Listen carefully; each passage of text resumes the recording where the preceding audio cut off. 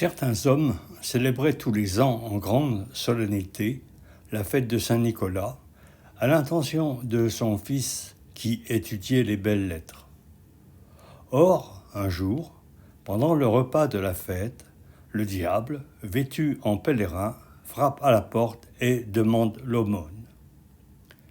Le père ordonne aussitôt à son fils de porter une aumône au pèlerin.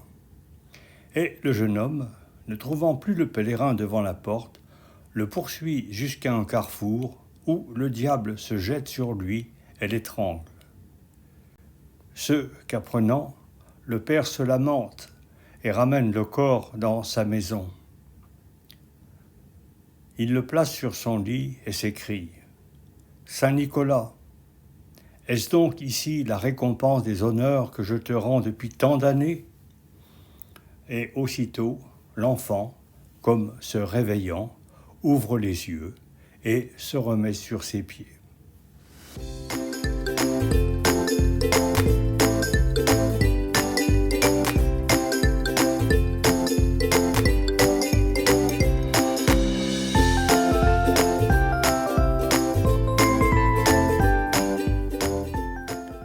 Un homme avait prié Saint Nicolas de lui faire obtenir un fils, promettant qu'en récompense, il se rendrait avec son fils au tombeau du saint et lui offrirait un vase d'or.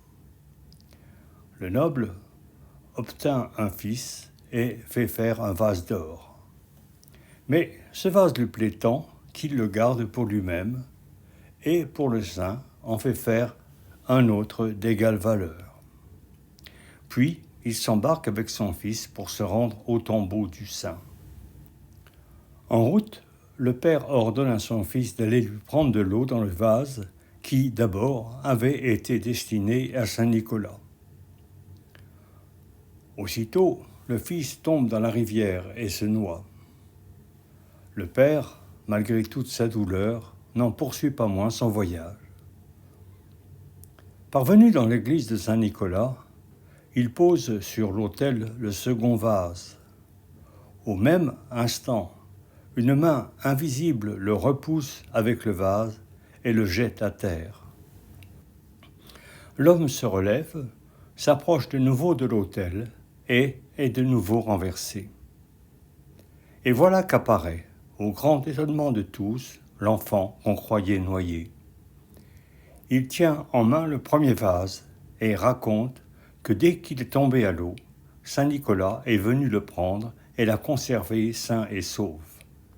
Sur quoi, le père, ravi de joie, offre les deux vases à Saint Nicolas.